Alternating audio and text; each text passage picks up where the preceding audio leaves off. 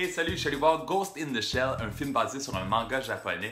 Il y a un film qui est sorti en 95 en version animée et cette nouvelle version est réalisée par Rupert Sanders qui a entre autres réalisé Snow White and the Huntsman en 2012. Le film met en vedette Scarlett Johansson qu'on verra cet été dans la comédie Rough Night. Il y a aussi Pilou Asbæk qu'on a vu récemment dans The Great Wall et Juliette Binoche qu'on a pu voir dans The 33 en 2015.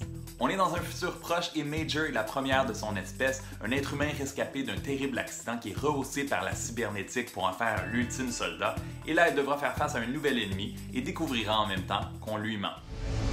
They did not save your life. They stole it.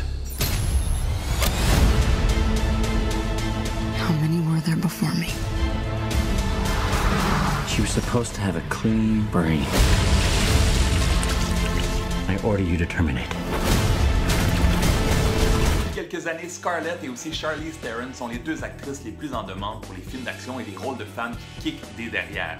Je n'avais jamais lu le manga japonais Ghost in the Shell, je n'avais pas vu le film, je n'avais pas vu les séries télé, je connaissais seulement le nom. À la base, le concept est intéressant et visuellement c'est très réussi, c'est super beau, d'excellents effets visuels, mais le film est un peu vide. À part être belle, le personnage de Major est un peu plate et manque de vie, ce qui est un peu ironique parce que c'est son cerveau qui est humain. Son ami Baloo est divertissant et j'ai beaucoup aimé le personnage de Kuzé joué par Michael Pitt. Les scènes d'action sont réussies et le scénario so-so s'améliore en deuxième partie et vous allez pouvoir constater toute la controverse de whitewashing qui entoure le film Ghost in the Shell parce que plusieurs des personnages principaux ont été remplacés par des blancs au lieu d'avoir des acteurs japonais asiatiques. J'ai vraiment préféré le film de Luc Besson, Lucy, qui est sorti en 2014, et voir Scarlett Johansson au Japon dans ce film m'a fait penser à un de mes films préférés de tous les temps, Lost in Translation, qui est sorti en 2003. Le film Ghost in the Shell est principalement pour les gens qui connaissent déjà l'histoire et qui l'aiment. C'est un film de 2 heures pour lequel je donne de justesse 3 étoiles sur 5.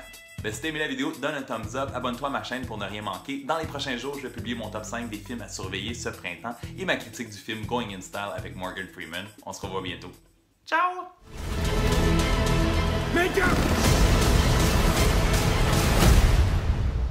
They created me, but they cannot control me.